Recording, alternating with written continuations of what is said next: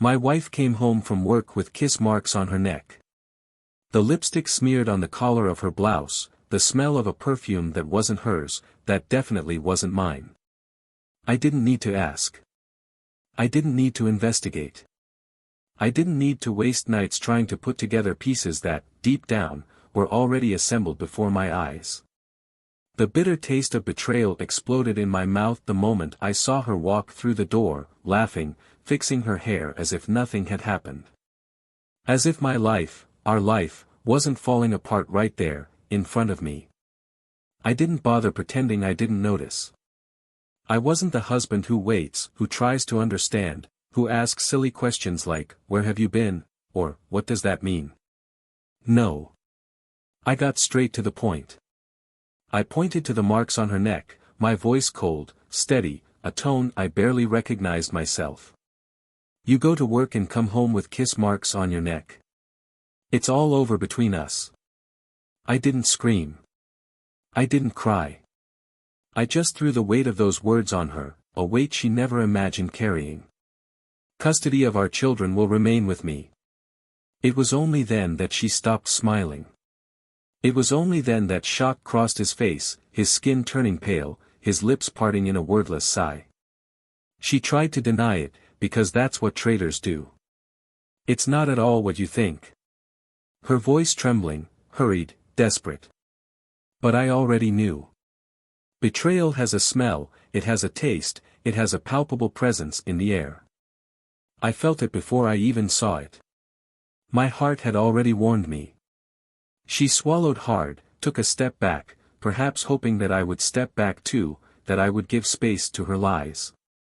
But I didn't. The silence weighed between us. Our children played upstairs, oblivious to the devastation taking place on the ground floor. And then came the question she couldn't answer, was it worth it? His eyes widened. She blinked quickly, as if she could ward off the truth that was approaching like a storm. His voice trailed off. Nothing she said would change the fact that, that night, she was no longer the woman I loved. She was a stranger. A distorted reflection of someone who, until that moment, I swore I knew. And the worst was yet to come. It wasn't just about me. It wasn't just about the marriage she had destroyed with her own actions. It was about them. Our children. How could I look at them and pretend everything was fine? How could I allow them to grow up in a home built on lies, on broken promises? She tried to get closer, maybe to touch me, to find some trace of the man who would forgive her. But that man no longer existed. You can't do that. The sentence escaped her in a whisper. As if she had any control over the situation. As if she still had the right to demand something. I laughed. A short, dry, humorless laugh. I already did. She cried. She cried as if she were the victim, as if she were being ripped away from a home where she was happy. But tears don't erase lipstick marks, nor the smell of another man impregnated on the skin. They don't undo kisses, they don't delete hidden messages, they don't redo vows that were thrown in the trash. The pain of betrayal is not like any other pain. It is cold and sharp, like a sharp blade buried too deep to be removed without leaving scars. It steals the air, sucks the color from the world, turns every memory into an unbearable poison. But there is something even worse. Something that hit me like a punch in the gut, something that made my blood run cold more than her betrayal. Our children listened. The door to the upstairs bedroom creaked. Timid footsteps descended the stairs. Little innocent eyes watched us from the threshold, taking in every fragment of our misfortune. A thick silence took over the environment. I saw them trying to understand, trying to put together the pieces of the adult puzzle that should never have been undone before them. What do you do when betrayal doesn't just hurt you? When your children's eyes light up not with joy, but with confusion and fear? What do you do when you realize that no matter how much you love them, they will never look at their mother the same way again? She tried to compose herself, wiping her tears with the back of her hands, trying to hide the destruction written on her face. But it was already too late. Their eyes were fixed on her, as if they were seeing a monster where before there was only love. And in that instant, I knew. I learned that, more than anything, the true punishment for cheating is not divorce. It's not the divided assets, the endless discussions, the legal battles. The true punishment does not come from me, nor from the world. It comes from the eyes of those who matter most. Because what she did will not be erased. It will not be forgotten. And no matter how much time passes, children never forgive a mother who disappoints them. Never. Welcome to the channel. Here, betrayal is not glamorized or romanticized. We do not support, justify or encourage infidelity. All the stories are fictional, but they carry an undeniable truth: betrayal destroys lives, families and hearts. Get ready, because what you're about to hear isn't just a story, it's a reality check. Now, sit back, take a deep breath and prepare yourself for an intense narrative, where every action has its consequences. Good story. Lucas has always been a man who valued balance. From an early age, he understood that building a solid family required more than just love, it took effort, commitment and, above all, respect. Ever since he met Anna, he knew she would be his life partner. She was radiant, determined, and had a smile that made everything around her seem lighter. When they got married, they promised that they would never let routine consume what they had. And, for a long time, they managed to keep that promise. They had 2 wonderful children, a stable home and shared dreams. Their marriage was admired by friends, respected by family. They were not a perfect couple, but they faced every obstacle together, further strengthening the bond that united them. Life, however, has a subtle way of testing the firmest foundations. Lucas worked as a manager at a logistics company, a role that required time and responsibility. He often arrived home late, tired, carrying the weight of difficult decisions, but he never stopped paying attention to his wife and children. Anna, in turn, had built a solid career in the administrative area of a large company. She was always dedicated to her work, but her priority was her family. She balanced between meetings, deadlines and commitments, but still found time to organize family dinners, help with schoolwork and plan moments together with Lucas. To anyone looking from the outside, they seemed to have everything under control. Time, however, shapes relationships in unexpected ways. Over the years, the enthusiasm that once defined their marriage began to fade into routine. The small gestures of affection gave way to comfortable, and then uncomfortable, silences. The conversations, once long and full of complicity, became superficial. Anna missed the sparkle in Lucas's eyes that had once been there, and he, in turn, noticed that his wife's spontaneous laughter was becoming increasingly rare. But neither of them talked about it. Perhaps because they both believed that these changes were natural, that true love resisted the wear and tear of time without needing constant reassurance. There were nights when Lucas watched her sleeping and tried to remember the last time they had truly looked into each other's eyes. He wondered if she felt the same way, if she also noticed the distance that, like a fog, had settled between them. But I always pushed these thoughts away, believing that all it took was a little more patience, a little more effort, for everything to return to normal. He still loved her, he was sure of that, but sometimes he felt like he was fighting alone to hold on to something that was slipping through his fingers. Anna, on the other hand, also noticed that something inside her was changing. He loved his family, he loved the life they built together, but sometimes he felt a restlessness he couldn't explain. On some nights, after Lucas was asleep, she would sit in the living room, staring into space, as if she were searching within herself for an answer to the feeling of absence that haunted her. It wasn't unhappiness, but it wasn't fulfillment either.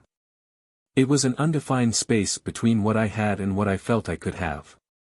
The children were the strongest connection between them, which kept the dynamics of the house working.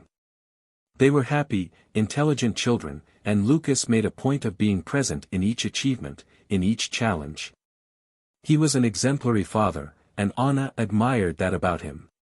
But at the same time, she sometimes found herself wishing he would show the same dedication to his marriage. Not that he didn't try, but there was a subtle difference between being physically present and actually being present. The days repeated themselves with mechanical precision. Lucas left early for work, Anna divided herself between meetings and household chores, the children followed their school routines. On weekends, they tried to make up for lost time, going out for lunch with their family, watching movies on the couch, but there was an invisible distance between them, something they both felt but didn't verbalize. The fear of confronting what could be wrong was greater than the need to resolve it. So they just continued. Anna's work environment was dynamic, full of challenges and responsibilities that kept her busy. She was one of the best employees in the industry, someone her superiors trusted to solve problems, find solutions, and manage impossible deadlines. He liked what he did, but lately he noticed that his mind wandered more than it should.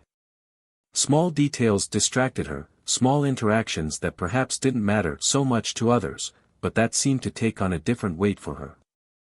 She started looking more in the mirror before leaving the house, choosing her clothes and perfume more carefully. Details that seemed harmless, but indicated a change that was imperceptible even to herself. Lucas, in turn, began to notice that Anna was further away. He didn't know exactly when it started, but he suddenly noticed that the conversations between them were shorter, that her gaze always seemed to be somewhere beyond him. He tried to convince himself that it was just tiredness, stress from work, accumulated responsibilities. But deep down, something in him felt like it was more than that. Something inside him said he was losing Anna, but he didn't want to admit it. I didn't want to think about that possibility. The couple's friends also began to notice the change. They commented among themselves that Lucas and Anna weren't like they used to be, that something in their energy seemed different. They didn't fight, they didn't argue, but they also didn't look like the couple they once were. Gestures of affection were rare, smiles more restrained.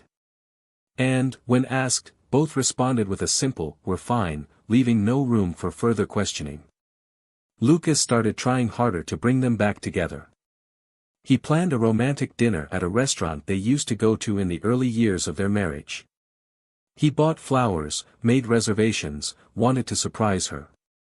Anna smiled when she received the invitation, but there was something about the way she reacted that bothered him. It wasn't surprise, it wasn't genuine emotion, it was more polite acceptance. During dinner, he tried to bring up topics that would make them remember old times, he wanted to make her laugh, he wanted to see that sparkle in her eyes that had once been his alone. And, for a moment, he did. But it was only for an instant.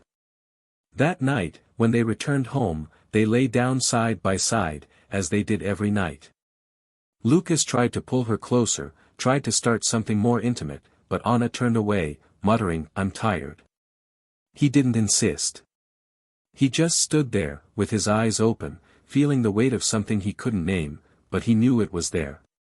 Something was changing. He just didn't know how much yet. In recent months, Lucas began to notice subtle but constant changes in Anna. Small details that might have gone unnoticed by a less attentive man, but that to him, who had spent years observing every nuance of his wife's face and behavior, were clear as day. She started spending more time on her cell phone, always laughing at messages he never saw. She became more careful when getting ready for work, choosing clothes that she previously reserved for special occasions, more intense perfumes, and subtle but meticulously applied makeup. Their schedules also began to extend, a few extra meetings here and there, corporate events that had never been so frequent. At first, he didn't question it. He gave space, respected, tried to believe that it was just a phase, a new job requirement. But something inside him wouldn't allow him to ignore the nagging feeling that something was wrong. Family dinners became silent. Anna looked at her cell phone more than at her children, she responded to Lucas with monosyllables, she looked away when he tried to establish a deeper conversation. Touch between them became rare, kisses in the morning were replaced by quick waves, the nights when they used to lie down together talking until sleep came gave way to constant excuses. She was always tired, always overwhelmed, always distant. The void between them grew like an insurmountable abyss, and no matter how much Lucas tried to reach her, he felt that she was already too far away. It was on an ordinary night, after a long day of work, that he felt the first twinge of the certainty that he had been trying to deny for a long time. Anna arrived late, later than usual. His clothes, despite being neat, had suspicious creases, the intense perfume mixed with a strange smell, a sweet and masculine trail at the same time.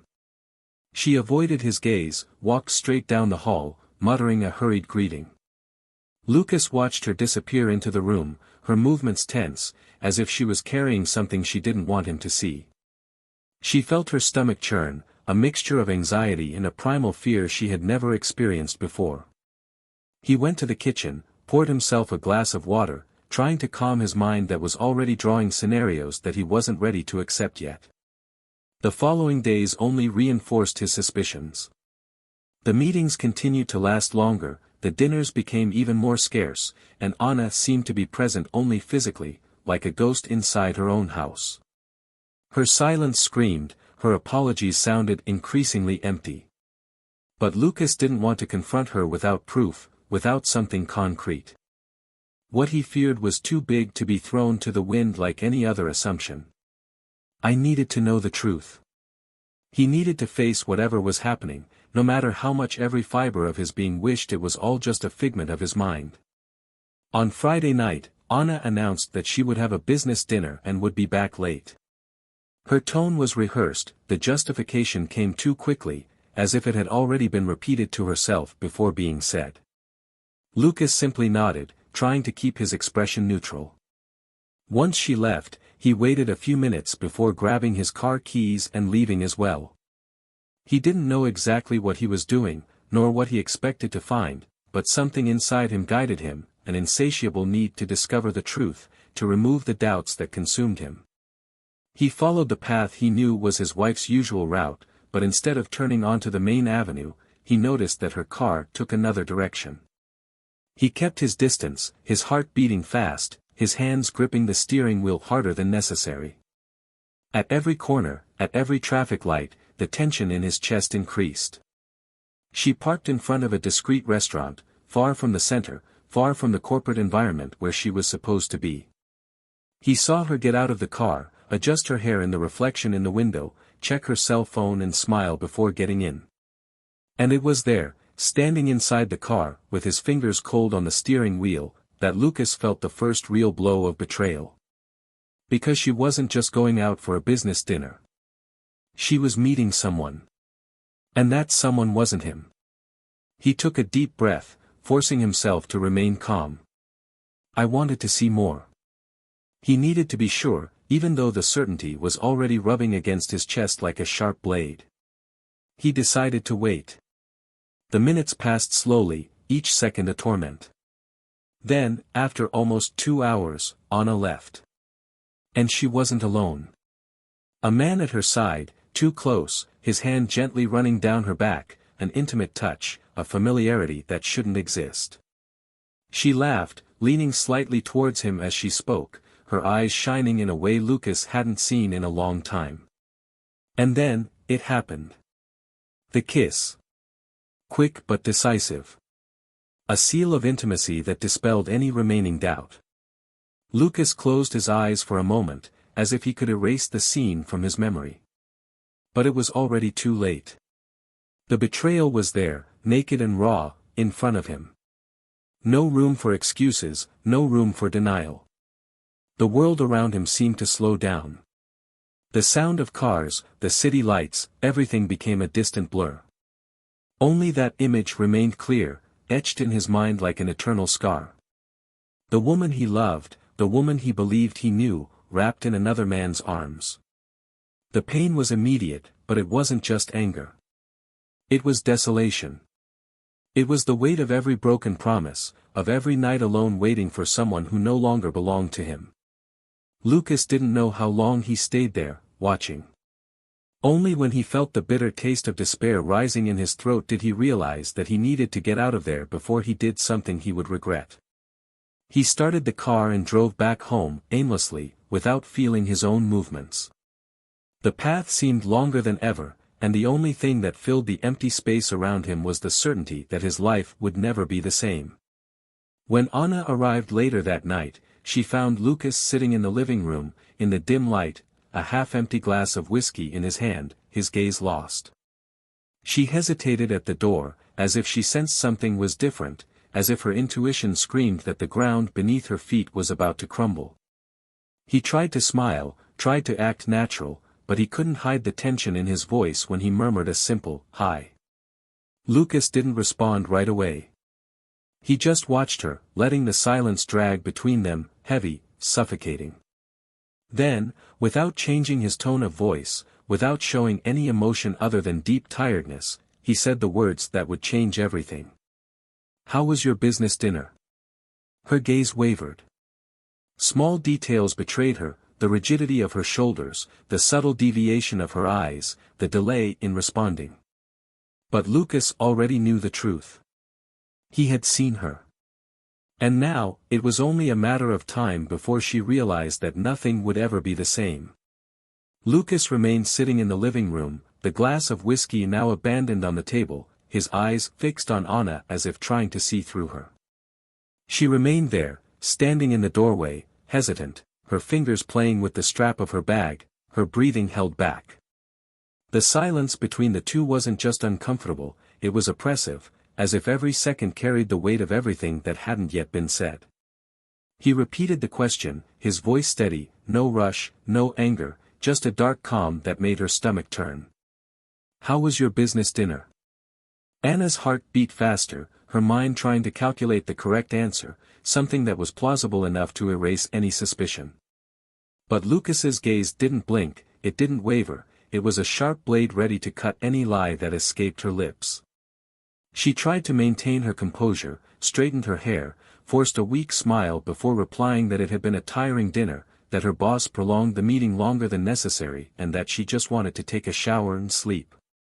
Lucas leaned forward, his elbows resting on his knees, his eyes still locked on her, studying every movement, every nuance of her expression. Then he laughed, but it was a dry, humorless laugh, a low sound that made Anna shudder. He said it was funny how business meetings were becoming more and more intimate, how funny it was that corporate dinners ended with kisses in the parking lot. Anna's face turned pale. The impact of those words hit like a sharp blow, and for a moment, she couldn't breathe. The ground beneath his feet seemed to disappear. He tried to deny it, he tried to laugh along, but nothing came out. Just silence. Lucas stood up slowly, walked towards her, stopping a few centimeters away. He said he had seen her. That there were no more doubts, that it was no longer a suspicion, it was no longer paranoia. He saw her. He saw the way she looked at that man, he saw the way she leaned towards him, he saw her lips touch his without hesitation. He asked if she could at least have the decency to admit it. Anna opened her mouth, but no words came out. Her gaze was glazed over, her chest rising and falling unevenly. His hands shook at his sides. Lucas didn't look away. There was no more room for pretense. He wanted the truth. After a long silence, she finally mumbled an apology. But the words sounded empty, weak, weightless. Lucas laughed again, shaking his head, saying that apologies didn't change anything, didn't erase what he saw, didn't bring back the trust she had destroyed. He asked how long this had been going on. Anna hesitated, her eyes shining with tears that she tried to hold back, and then she murmured that it didn't make any difference, that she didn't want to hurt him, that it was a mistake. Lucas exploded. Didn't it make a difference? His voice rose, filled with disbelief. He repeated the question, demanding an answer. How long? With whom? How did it start? She closed her eyes, took a deep breath, knew there was no longer any escape. A month. Maybe 2. She said it meant nothing, that it was a moment of weakness, that she was confused. But Lucas didn't want lame excuses, he didn't want empty justifications. He wanted to understand. He asked if she loved the other man. Anna shook her head too quickly, urgently denying it, saying no, never, that it was just a mistake. But Lucas didn't believe it. He asked why she did that. If he was unhappy, why didn't he say so? If you needed something more, why didn't you try to fix it? Anna let out a sob, her body shaking, her teary eyes finally meeting his. He said he didn't know how to respond, that he never planned it, that it just happened. Lucas ran his hands through his hair, laughing humorlessly, repeating under his breath that things don't just happen. Choices are made. Decisions are made. She chose. The anger inside him began to build, but it wasn't a blind fury. It was a crushing pain, a feeling of being deceived, of being replaced, of being a stranger in one's own home. He said she didn't just cheat on him. She betrayed the family they built, she betrayed her children, she betrayed everything they promised each other. He asked her how she could lie next to him every night after being with another man. How could she look their children in the eye and pretend everything was okay? Anna sobbed, saying she never wanted to hurt him. But Lucas shook his head, saying that she did, yes. Because no one cheats without knowing the consequences. She knew. And he did it anyway. And then, he said the words that made her pain turn physical. He couldn't stay there. I couldn't look at her and see someone else. I couldn't live in a house where everything was a lie. I was going away. I was going to ask for a divorce. Anna's eyes widened, panic written all over her face. He tried to hold it, tried to beg, saying that they could get through it, that they could find a way, that the love was still there. But Lucas looked at her as if she were a complete stranger. He said that love without respect was worthless. That broken trust cannot be rebuilt. And the worst part of it all was that it wasn't just between them. It wasn't just their marriage that was at stake. It was then that he dropped the bomb that ripped the floor from beneath her feet. The children knew. They had heard the argument. They had heard every word, every accusation, every confession. And now, they no longer looked at her the same way. He saw it in their eyes. The glow of innocence that existed before had been erased by the brutal reality of what she did. She didn't just cheat on a husband. She betrayed a family. He betrayed his own children. Anna collapsed to the floor, hands over her face, her body shaking with uncontrollable sobs. Lucas just watched her. Not in anger, not in hate. Only with immeasurable regret. Because, in the end, her worst punishment wouldn't be divorce. It would not be the separation of assets. It wouldn't be missing the wedding. The real punishment was knowing that her children would never look at her the same way again. That they would never feel the same pride again. That the hurt in their eyes would be an eternal reminder of the mistake she made. And that, Lucas knew, was a punishment she would carry forever. Anna remained on the floor, her knees bent, her body shaking with silent sobs. His eyes were wide, red, swollen, but his mind seemed unable to fully process the weight of what Lucas had just said. Her chest heaved uncontrollably, as if she were trying to take in the air she was lacking, but nothing was filling the growing emptiness inside her. The children knew. That was the part that destroyed her, that made her feel like something inside her had been brutally ripped away. He tried to hold on to any hope, any shred of normalcy, but everything was falling apart around him. He raised his face slowly, desperately searching for something in Lucas's eyes, any sign of hesitation, any indication that this could be fixed, but all he found was distance, coldness, an invisible and insurmountable wall between them. Lucas watched her without saying anything, his arms crossed, his expression impassive. He didn't move, he didn't show emotion, and it was worse than if he had been screaming. He had already given up. I had already decided. When he spoke again, his voice was low, but carried with a weight that Anna felt directly in her stomach. He said there was nothing more to be said between them. That she could cry, she could beg, but nothing would erase what was done. That, to her children, she was no longer the same mother they had known. That trust was something difficult to rebuild and that, sometimes, there was simply no way back. Anna shook her head, murmuring that he was wrong, that the children were young, that with time everything would be resolved. But Lucas's expression hardened. He said he could accept losing his marriage, but he would never allow his children to grow up believing that this was normal. That betrayal was forgivable, that a family could move on without scars after something like this. And that he would never let them be forced to live a lie. The pain on Anna's face turned into despair. She stood up abruptly, advancing towards Lucas, trying to grab his arms, forcing him to look her in the eyes, to see something that could save her from that abyss. She said she still loved him, that nothing changed what they had experienced, that making a mistake didn't erase years of history. But Lucas pulled away, taking her hands off him with a quick movement, as if her touch burned him. His voice came out sharp, raw. He asked her since when she thought love was enough to keep something standing when everything that supported the base was destroyed. He asked how many nights she had come home, looked into his eyes, into her children's eyes, and slept peacefully, knowing what she was doing. He asked how she could dare talk about love after having chosen someone who wasn't him. Anna broke down again. The tears returned, intense, uncontrolled. She wanted to explain, she wanted to find words that could ease the pain she saw on his face, but Lucas wasn't there anymore. Not in the way that mattered. He grabbed his car keys, took a deep breath and announced that he would leave the house that night.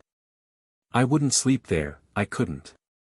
He said that the next day he would come back to pick up some things and that after that they would sort out the details of the divorce. When Anna tried to protest, insisting that the children needed them together, Lucas just laughed, a bitter, lifeless laugh, saying that the children needed parents who were role models, and that she had failed at that. The sound of the door slamming as he left echoed through the house like thunder. Anna felt a chill run up her spine, as if the world was imploding around her. She ran upstairs, hoping to find her children sleeping, to pretend, even if just for a few minutes, that nothing had changed. But when he opened the door to their room, he found only darkness and silence. The oldest was sitting on the bed, his eyes fixed on the floor, his expression unreadable. The youngest, curled up in the blankets, pretended to be sleeping, but the subtle shaking of his shoulders revealed that he wasn't as oblivious as she would have liked. Anna tried to smile, tried to say something that sounded normal, but the words stuck in her throat. The older man glanced at her, his face closed, and then he murmured something that cut deeper than anything Lucas had said. He asked if she even thought about them before doing what she did. If at some point, when he was out, when he was with another man, he remembered that they existed. The silence that followed was worse than any scream. Anna's heart beat painfully in her chest, and all she could say was a weak apology, which died in the air before it even reached him. She stood there, standing at the door, not knowing whether to go in or out, not knowing how to correct something that was already lost. Finally, he murmured that everything would be okay, that they were still family. But the look she received from her son was empty, hard, filled with a disappointment she never imagined seeing. He just shook his head and lay down without saying anything else. Anna wanted to cry, she wanted to hold his hand, but she knew that at that moment, it wouldn't help. So he just closed the door slowly and walked to his own room, where Lucas's smell still permeated the pillow. She buried her face there and cried until exhaustion overcame her. The night seemed endless. Each second dragged on as if time refused to move forward. In the morning, he woke up to the sound of the front door opening. His heart quickened, the foolish hope that Lucas had returned to try to sort things out. But when he went downstairs, he only saw the suitcases he had left at the entrance, his eyes were cold, without any softness. He grabbed his car keys, walked past her without saying anything, and went upstairs to get some things. Anna tried to follow him, but her legs felt weak, unable to keep up with the distance he had already imposed between them. When he came down again, he was wearing different clothes, ready to leave. He stopped in front of her and took a deep breath before speaking. He said she needed to be strong, not for him, not for herself, but for her children. That now, any mistake from her would be worse, that every wrong move could push them further apart. That if he really cared about them, he should accept that nothing would ever be the same again. Anna tried to hold his hand, but Lucas moved away again. He said he didn't hate her, but that he would never be able to look at her again without remembering what happened. That I would never be able to go back to being who I was next to her. And now, all that mattered was moving forward.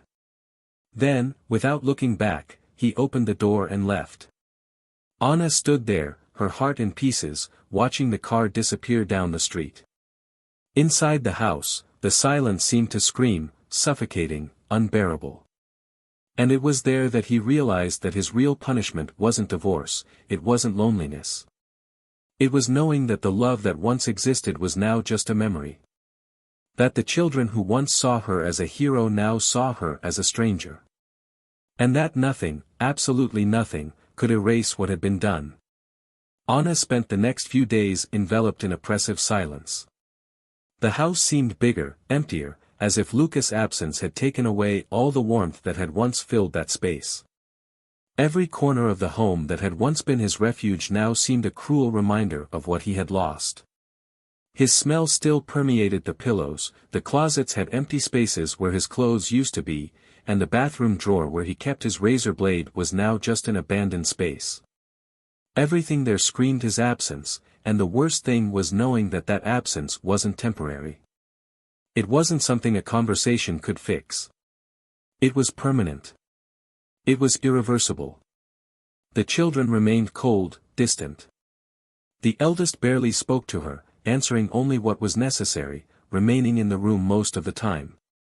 The youngest, although more sensitive, avoided her in an even more painful way. He no longer hugged her before bed, he didn't seek her company to tell her about his day at school, he looked at her with a weight in his eyes that she had never seen before.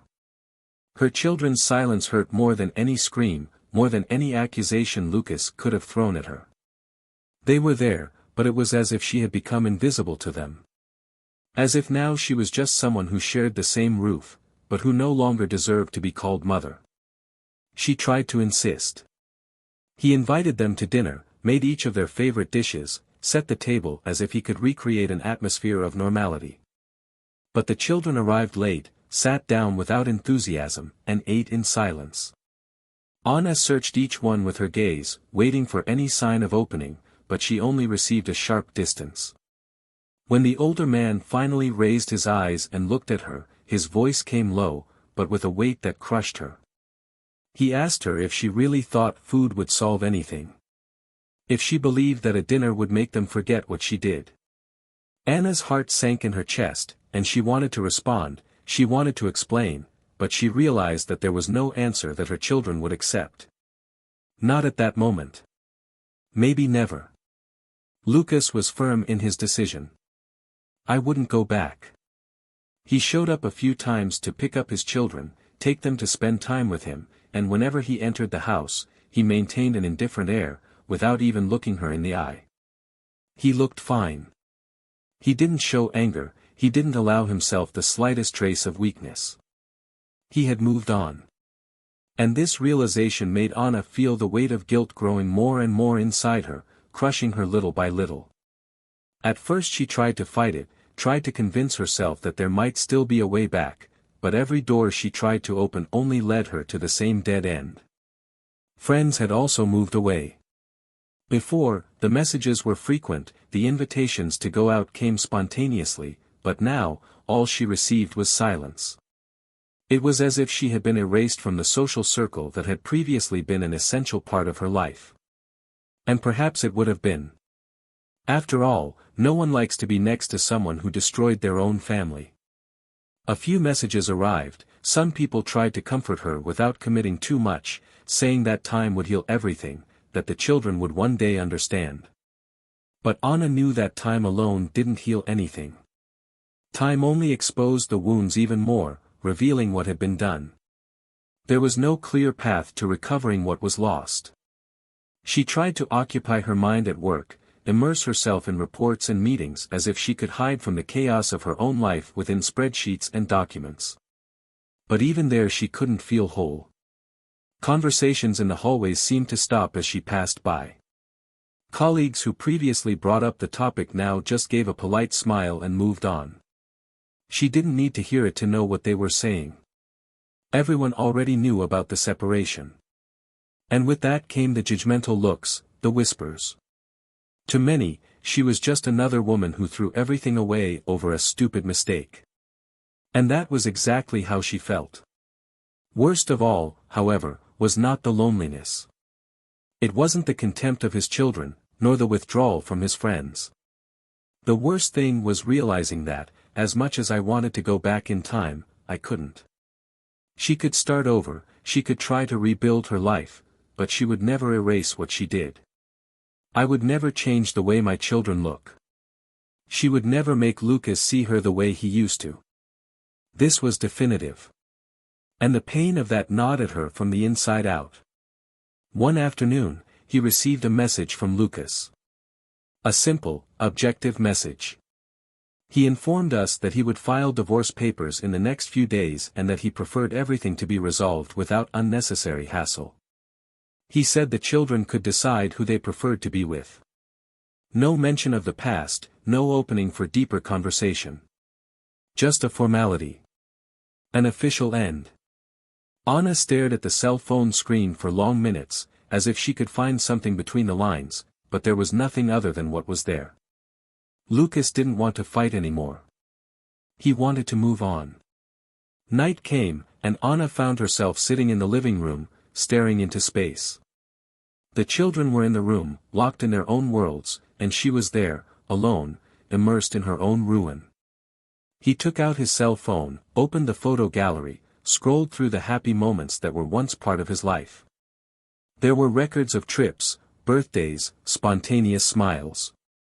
And then, suddenly, these images seemed to belong to someone else, another version of herself that no longer existed. How had she allowed everything to get to this point? How could she be so blind that she didn't realize she was about to lose everything? It was at that moment that he heard footsteps coming down the stairs.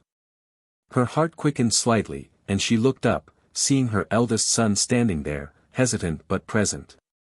He watched her, and for a moment Anna felt hope. But then he took a deep breath and said something that broke her even more.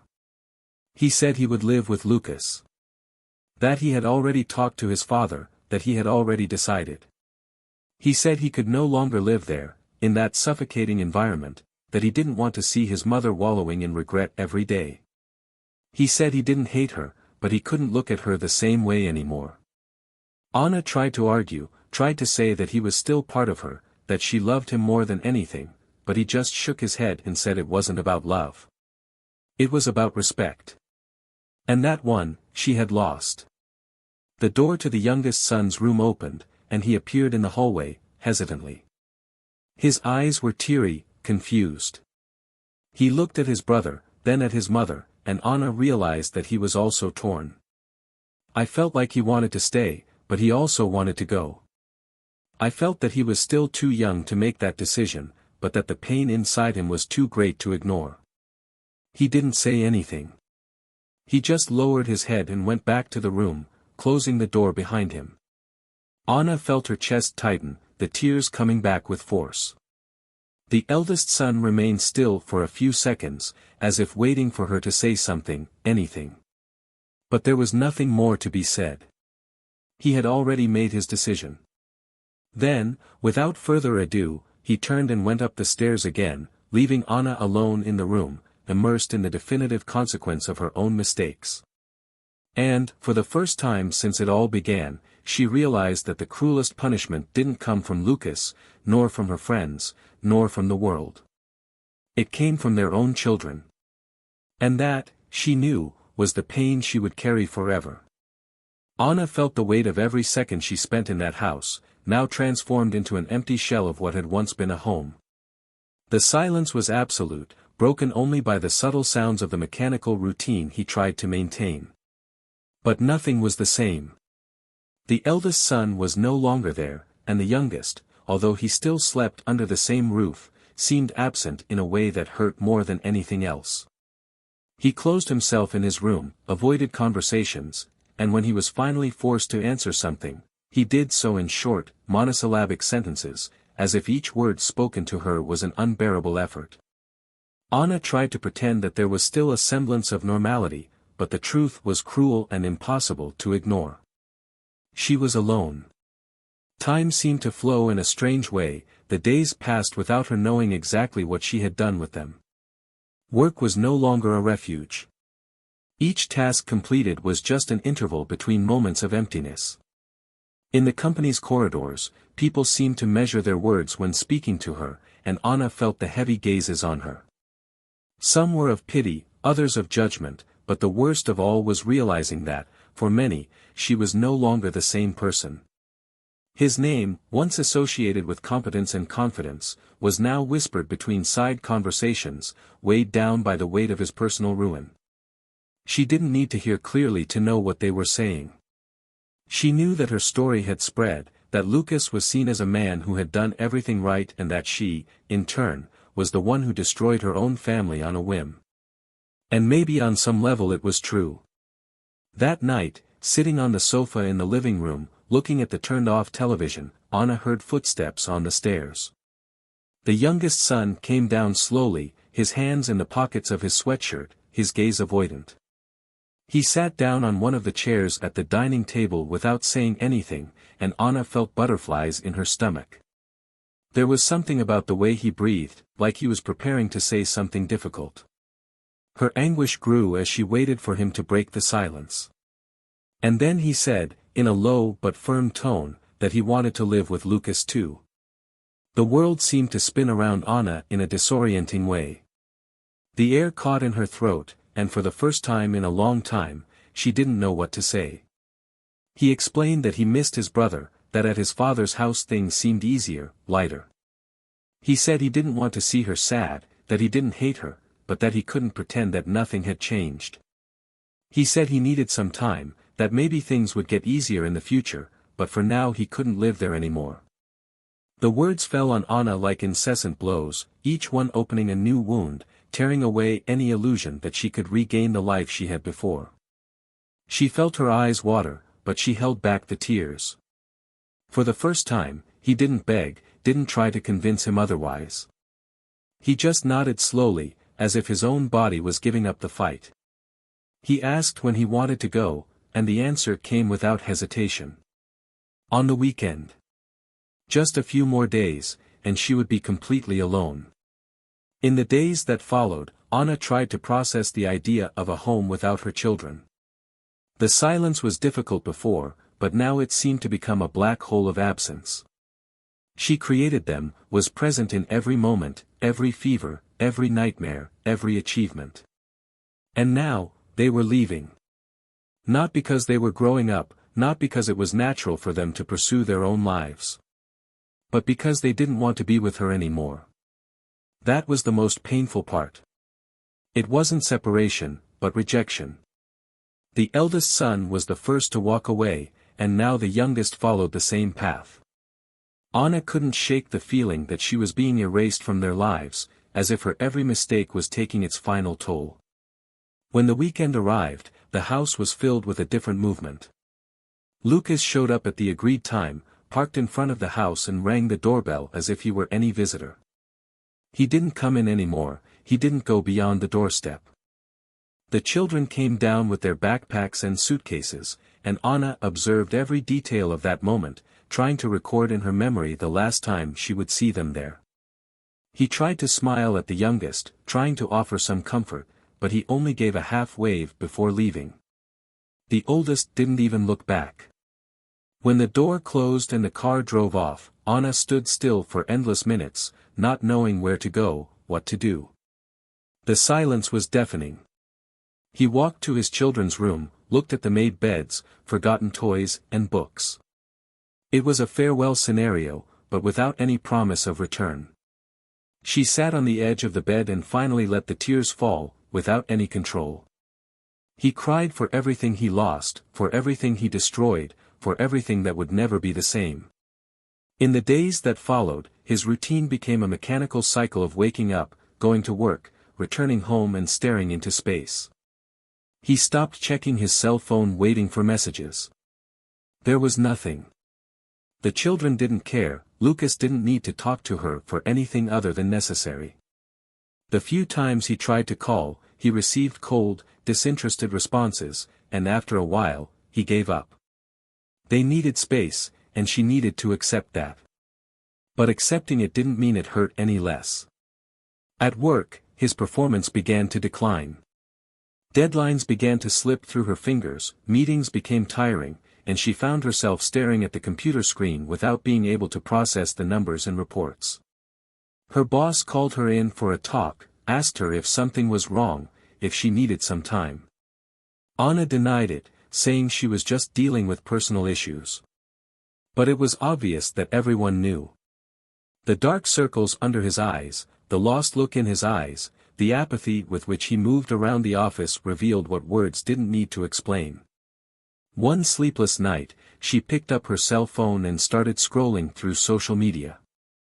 He avoided looking for Lucas, for fear of seeing something he didn't want. But eventually, his name came up. It was a photo of the children in a park, smiling, playing, with the simple caption, "A new phase." Anna felt her chest tighten. They looked fine. They were fine. Without her. This was the reality. She had become a closed chapter in their lives.